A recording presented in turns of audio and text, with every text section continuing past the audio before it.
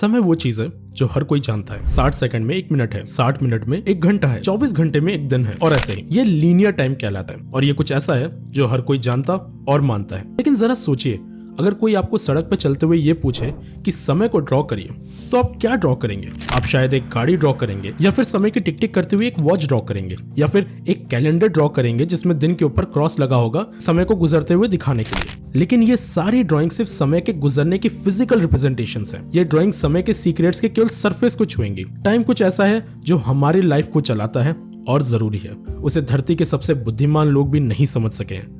तो समय क्या है और क्या हम साबित कर सकते हैं कि समय वास्तव में मौजूद है? चलिए समझते हैं। एरिस्टोटल ने एक बार कहा था कि समय सबसे अनजानी चीजों में भी सबसे ज्यादा अनजानी है।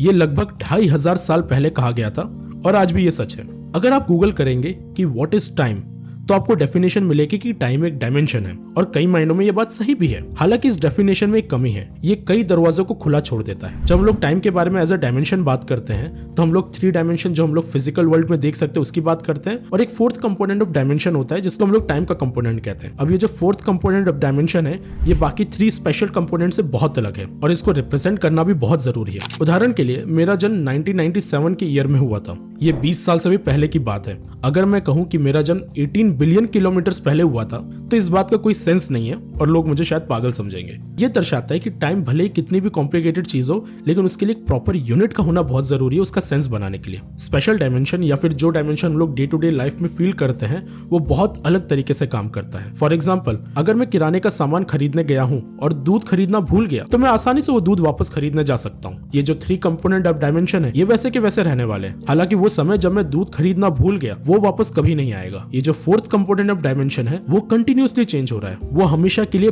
पास्ट में खो गया है। सो बेसिकली 3 डायमेंशनल वर्ल्ड में रखी चीजें बिना डिस्टर्ब किए फॉर श्योर वैसी ही रहेंगी। अगर मैं आज एक बोतल रखता हूँ तो वो बोतल वहीं रहेगी, लेकिन टाइम कंटिन्यूअसली चेंज होता रहेगा। इन अ वे वो बोतल 1 सेकंड बाद वैसी नहीं रहेगी जैसे पहले थी, एटलीस्ट थियोरेटिकली। ये सोचना बहुत नेचुरल है कि टाइम एक एरो की तरह है, जिसका मतलब टाइम एक डायरेक्शन में बढ़ता जा रहा है, पास्ट टू फ्यूचर। इसे हम लोग एरो ऑफ टाइम कहते हैं। अगर एक दिन आप जागते हैं और खुद को खाली जगह के बीच में फ्लोट करता हुआ पाते हैं जहां पर कोई भी चीज आपके रेफरेंस के लिए नहीं है, क्या आप बता पाएंगे कौन सी चीज ऊपर है, नीचे है, दाएं है, बाएं है? बिना फ्रेम ऑफ रेफरेंस के हम लोग इस डायरेक्शन के बारे में बात नहीं कर पाएंगे। बट टाइम के केस में हमको पता रहता है कि वो हमेशा पास्ट से फ्यूचर में ही जाएगा। बिग बैंग से शुरुआत हुई इस टाइम की जो हमारे प्रेजेंट में अभी है और कंटिन्यूअसली फ्यूचर की तरफ बढ़ता जा रहा है। लेकिन क्या ये डेफिनेशन सही में सच है? हम पास्ट की चीजों को याद कर सकते हैं, जैसे कि मैं आपको बता सकता हूँ कि आज सुबह मैं दुकान पर गया था, किराने का सामान खरीदा और फिर दूध खरीदना भूल गया। लेकिन मैं आपको ये नहीं बता सकता कि नेक्स्ट संडे सुबह नाश्ते में मैंने ये खाया। इस क्वेश्चन का कोई सेंस भी नहीं बनता है, लैंग्वेज वाइज भी, लॉजिक वाइज भी। बट इस क्वेश्चन में गलत क्या है? जब मैं पास्ट को रिकॉल कर सकता हूँ तो why not future? Think about it. अगर टाइम का एरो बिग बैंग से ओरिजिनेट हुआ है और तब से आगे बढ़ता जा रहा है तो हम लोग सेकंड लॉ ऑफ थर्मोडायनेमिक्स की मदद से इसे समझ सकते हैं। इसे हम लोग एंट्रोपी कहते हैं। एंट्रोपी को ब्रह्मांड में चीजों के रैंडमनेस के मेजरमेंट की तरह समझा जा सकता है। बिग बैंग में ब्रह्मांड की सारी चीजें एक अनंत छोटे बिंदु या फिर सिंगुलैरिटी में थी। इसे हम लोग बहुत ही कम एंट्रोपी का स्टेट मानते हैं। बिग बैंग के बाद ब्रह्मांड का सारा मैटर एक दूसरे से दूर जाने लगा, जिससे ब्रह्मांड की एंट्रोपी बढ़ती गई। एंट्रोपी और एरो ऑफ टाइम के कारण हमारे पास मिल्की वे, स्टार्स, प्लैनेट्स, यहाँ तक कि लाइफ भी है। एंट्रोपी ही वो रीजन है आप पास्ट और फ्यूचर में अंतर कर सकते हैं। ये एक्सप्लेन कर सकते हैं कि हर इंसान जन्म लेता है, जीता है और फिर मर जाता है। हमेशा इसी ऑर्डर में चीजें फ्लो करती हैं। अगर एंट्रोपी ना होती तो ब्रह्मांड में कोई चेंज ना होता, तो आपको ईयर 2024 या फिर 1 बिलियन ईयर में कोई अंतर पता न लगता। लेकिन अगर टाइम को एंट्रोपी से समझ सकते हैं तो एक बहुत ही इंटरेस्टिंग बात निकल के आती है। बड़े स्केल पे ये देखना बहुत आसान है कि एरो ऑफ टाइम कैसे काम कर रही है, लेकिन एक क्वांटम लेवल पे टाइम अलग तरीके से बिहेव करती है। जैसे बाहर का टेम्परेचर डे टू डे बदलता है, वैसे ही ब्रह्मांड की एंट्रोपी भी फ्लक्चुएट होती है। बहुत ही छोटी फ्लक्चुएशन छोटे टाइम स्केल पर, जैसे कि ह्यूमन लाइफ स्केल पर, हमेशा ऐसे दिखती है जैसे चीजें हमेशा ऑर्डर से डिसऑर्डर में जा रही है या फिर एंट्रोपी बढ़ रहा है। बट अगर हम लोग बहुत बड़े टाइम स्केल की बात करें, आई मीन अनइमेजिनेबल बड़े स्केल की बात करें, 10 to the power 56 ईयर जितने बड़े स्केल की बात करें, तो ये पॉसिबल है कि क्वांटम फ्लक्चुएशन की वजह से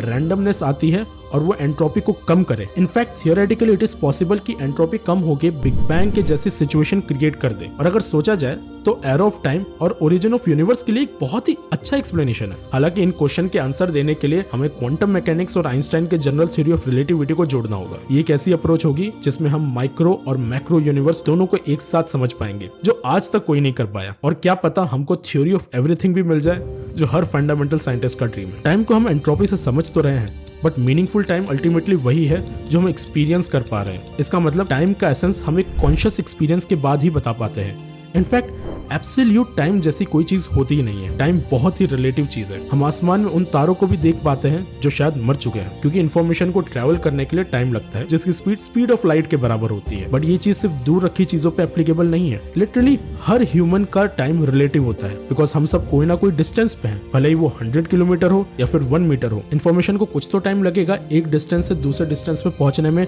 और फिर हमारे कॉन्शियस ह्यूमन ब्रेन में प्रोसेस होने के लिए। दैट मीन्स कि ये जो टाइम हम समझना चाह रहे हैं, it is all a very subjective experience as well. Comment section में बताइए कि आपका टाइम के बारे में क्या सोचना है। And if you feel like इस वीडियो से आपको कुछ नया सीखने को मिला, तो प्लीज सब्सक्राइब एंड शेयर। इससे मुझे ऐसी वीडियो बनाने का और मोटिवेशन आएगा। Thank you for watching.